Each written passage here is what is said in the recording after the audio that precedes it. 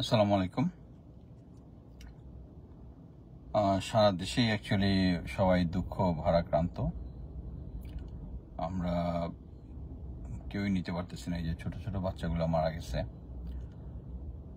আমরা ইচ্ছা করলে পাইলটকে দোষ দিতেও পারি, নাও দিতে পারি, যেহেতু না দেওয়াই বেটার, কারণ আমরা জানি না। এক পার্টি বিশ্বাস করে যে সে হয়তো চেষ্টা করেছিল মানে লোকালয় থেকে দূরে নেওয়ার জন্য, বাট শেষ পর্যন্ত পেরে ওঠেনি। আল্লাহ সবাইকে বেহেশত নসিব করুক। যারা ছোট বাচ্চাগুলার ইয়েটা দেখে অ্যাকচুয়ালি কি বলবো সেটাও বুঝতেছি না। একটা বাচ্চার ভিডিও খুব ভাইরাল হয়েছিল, সারা শরীর পোড়া, তারপরে হেঁটে বেড়াচ্ছে, বাচ্চাটা গিয়ে মারা গেছে। আল্লাহ তাদেরকে ক্ষমা করুক। তারা এমনিই তো নিষ্পাপ, ইনশাল্লাহ বিনা হিসাবেই তারা ইয়াতে চলে যাবেন, ভেস্তে যাবেন। এখানের আমি একটা যারা মুসা আলাহিসাল্লাম আর খিজির আলাহিসাল্লামের গল্পটা জানেন, যে একবার মুসা আলাহিসাল্লামের সাথে খিজির আলাহিসাল্লাম যাচ্ছিলেন। সো তখন যাওয়ার পথে হঠাৎ করে একটা ছোট বাচ্চা আসে, বাচ্চাটাকে সাথে সাথে উনি তরল বের করে কেটে দিলেন। মুসা আলাহিসাল্লাম বললেন যে আপনি তো একটা খুব অন্যায় করলেন। এটা আগে শর্ত ছিল যে খিজির হায়াতের সাথে খিজির আলাহিসাল্লামের সাথে যখন যাবে কোনো কোশ্চেন করতে হবে না। তোমাকে আমি বলছি কোশ্চেন করবে না, তারপরে তুমি কেন কোশ্চেন করলা? তো শেষে উনি 3টা ইনসিডেন্টের পরে উনি বলেন যে এই বাচ্চাটা নিষ্পাপ, এবং বড় হয়ে আল্লাহর মাধ্যমে আমি জানি যে বড় হয়ে ছেলেটা জালিম হবে। সো আল্লাহ ডিসিশন নিয়েছেন যে তাকে হত্যা করা হবে, এবং পরবর্তীতে আল্লাহ তাদেরকে আরো নেককার বা ইয়া দিবেন। এখানে আমরা অনেকে মনে করতে ছেলেটার উপরে অন্যায় হয়েছে, কিন্তু আল্লাহর ডিসিশনে হয়েছে কি তাকে হত্যা করা হয়েছে নিষ্পাপ অবস্থায়, এবং সে বেঁচে যাবে।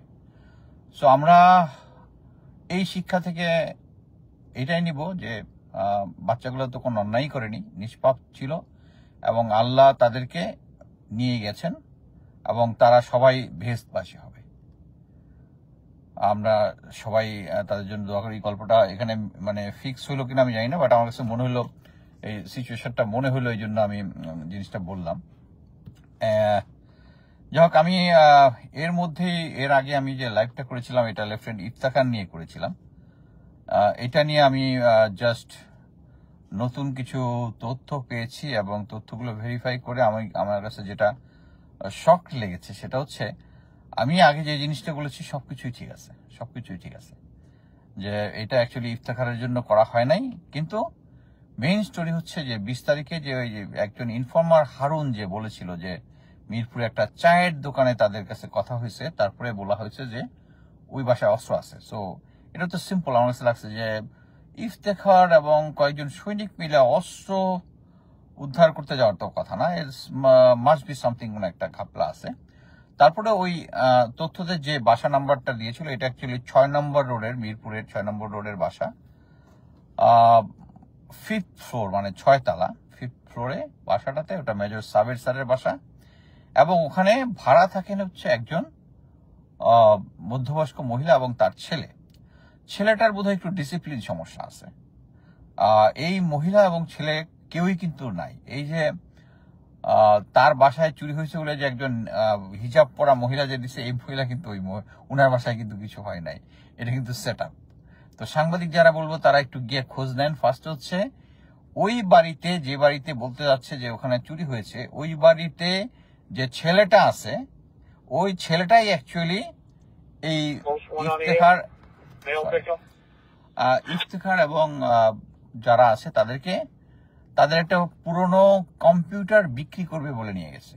আমি এ পর্যন্ত যে তথ্য পেয়েছি, পুরনো একটা কম্পিউটার বিক্রি করবে, ওখানে গিয়ে ওই পুরনো কম্পিউটারটা নিয়ে তারা চলে আসছে।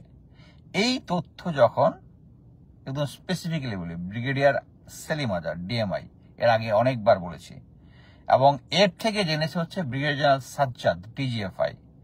তারা অনেকদিন ধরে একে ট্র্যাক করতেছে, এবং যখন দেখতেছে তারা একটা বাসা থেকে জিনিসটা, এখন দেখেন টাইমিংটা দেখেন, ওই যে সোর্সটা হচ্ছে সেলিমের সোর্স, যখন শুনছে যে ওই বাড়ি থেকে কিছু জিনিসপত্র নিয়ে বের হচ্ছে, তখন মনে হলো যে it is a best story for ডাকাতির কেস দেওয়া, যে একটা ডাকাতি সিচুয়েশন। দেখেন সে সিভিল এলাকা থেকে বের হয়ে আসছে।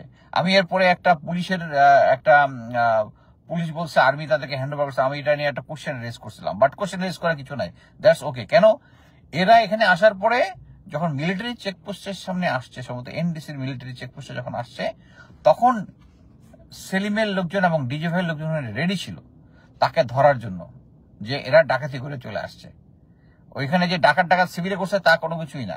ওরা জাস্ট যখন আসছে এমপি চেকপোস্টে ওই গোয়েন্দা সংস্থার সোর্স মোটরসাইকেলদের সাথে আসছে, আসার পরে এখন তারপরে তো বাকি স্টোরিটা তো আমি বললাম, সেম জিনিস সব জায়গায় দিছে। এটা যদি একটা সিম্পল ডাকাতির কেস বা কোনো কিছু হয়, ওকে ইফতেখার করছে। এখানে ব্রিগেডিয়ার হাসান নাসির স্যার এনডিজির সাথে নেক্সাস ডিফেন্স স্টাডির সাথে তার খুব ভালো খাতে আছে, একে ধরলে অনেক তথ্য বেরিয়ে আসবে। এই জিনিসটাই হচ্ছে গোয়েন্দা সংস্থার। আমি সাংবাদিকদেরকে অনুরোধ করব এবং রিটায়ার্ড অফিসারদেরকে অনুরোধ করব, আপনারা গিয়ে ওই সাবের স্যারের বাসায় ওই যে মহিলা আছে, ওই মহিলা হিজাব পরে না, তাহলে হিজাব পরে কে ইন্টারভিউটা দিল?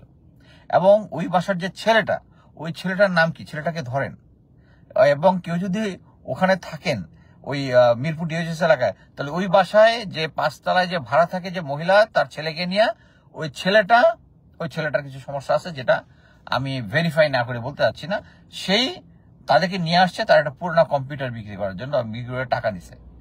আর এটাকে ডিএমআই, সেলিম আজাদ এবং এরা অপরচুনিটি মনে করছে যে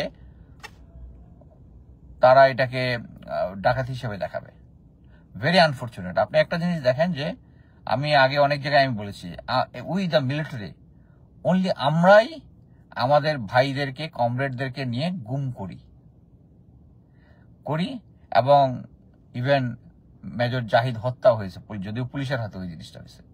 আপনি কিন্তু নেভিরে পাবেন না, এয়ারফোর্সকে পাবেন না, আপনি পুলিশের ভিতরে পাবেন না। অনেকে আমাকে বলে যে অন্য কোনো সিভিল প্রশাসন একদম দুর্নীতি করে আর গাং করে দিতেছে, ওইটা নিয়ে কিছু বলো না।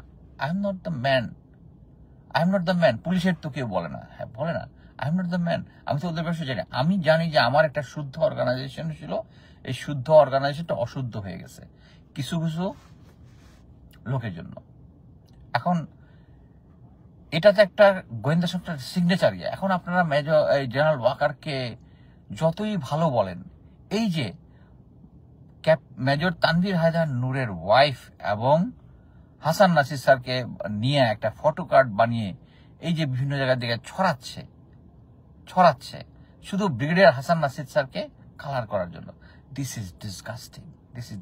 আমরা জেনারেল ওয়াকারের এইটুকু বোঝা উচিত যে এমন হতে পারে যে আপনি কোনো কারণে ইয়াকে পাচ্ছেন না, মানুষ শয়তানের আসরে পড়ে অনেক শত্রুতা করে অনেক কিছু করে, বাট আপনি আপনার কমরেড যাকে আপনি সেই 25 ফেব্রুয়ারি আপনার ফোর্স সহ বাইরে ছিলেন পিলখানা, আপনি আপনার কমরেডকে বাঁচাইতে পারেন নাই। এখন ওই কমরেডের ওয়াইফের নামে আপনার গোয়েন্দা সংস্থা এই সমস্ত মিথ্যা জিনিস হচ্ছে। ঠিক আপনাকে আপনি এটা মানে যে এই সমস্ত কাজ আপনার যে এই সমস্ত ডেপুটিরা যে করতেছে, যে সেলিম আজাদ এবং সাজ্জাদ যেটা করছে, অ্যাকচুয়ালি 2 জন ব্রিগেডিয়ার ডিজিএফ, অ্যাকচুয়ালি আমি একজনের নামটা জেনেছি শুধু। ধিক্কার জানাই আপনাদের, লেফটেন্যান্ট ইফতেখার সম্বন্ধে আমি বলবো যে he was not a discipline officer. তাকে যারা চাকরি দিছে, অন্যান্য কিছু দিছে, there are lot of problem। সে সময়ানুবর্তী তারা যেখানেই যায় সেখানে বাট এইটার তো ইস্যু না যে সে যেহেতু ইনডিসিপ্লিন, অতএব তাকে আমি ডাকাতির মামলায় ফাঁসাই দেবো। সে চাকরি যাওয়ার পর থেকে সে আমার সাথে ছিল, কিন্তু তাকে কিন্তু ডিজিএফআই অনেকবার তাকে বলেছে তাকে কর্নেল বানাই দিবে। সে আবার ফেসবুকে স্ট্যাটাস দিয়েছে, কি জন্য? কারণ ডিজিএফআই তারা বলছে এগুলো মাইনা চললে দিবে, বাট দেয় নাই। তাকে একটা মাসোহারাও দিতে চাইছে। কি শর্ত? একটাই, হাসান নাসির স্যার এবং অন্যান্য ব্যাপার নিয়ে সরকারের পক্ষে কথা বলতে হবে। কিন্তু দেখেন ওর ডিসিপ্লিন ঠিক খারাপ থাকতে পারে, সে কিন্তু 5ই আগস্টের অগ্রজ সৈনিক, সামনের দিকে কাতারের সৈনিক, সেনাবাহিনী থেকে সে গেছে, এবং সে হাসান নাসির স্যারের বিরুদ্ধে কথা বলাটা যে আনএথিক্যাল এইটা সে বুঝে।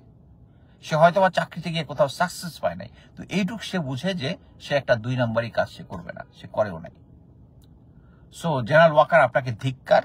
আপনার যারা এই ডিপুটি যারা আছে, ব্রিগেডিয়ার সেলিম আজাদ, আমি আমি আমি অ্যাকচুয়ালি শকটা পড়ছি সেলিম আজাদ, ওর সাথে আমার একসাথে চাকরি করছি, he was a nice guy, he turn into a monster now. কয়েকদিন আগে এক সিনিয়র অফিসারকে সে বুলি করতেছে, এরকম একটা অডিও দেখলাম। This is simply disgusting, disgusting. সামনে মেজর জেনারেল অনেকগুলো ভ্যাকেন্সি আছে, এই ব্রিগেডিয়ার গুলা অ্যাকচুয়ালি জেনারেল ওয়াকারের ফেভার পাওয়ার জন্য কুত্তা হয়ে গেছে, দে বিকাম ডগ। এই জন্যই নিজের কমরেডকে এখন ডাকাতির মামলায় ফাঁসায়, নিজের মৃত কমরেডের ওয়াইফের সাথে যেন হাসান নাসিরের ব্যাপারে সাথে মিলায় ফটোকার্ড বানায় ছাড়ায়। ধিক্কার, ধিক্কার।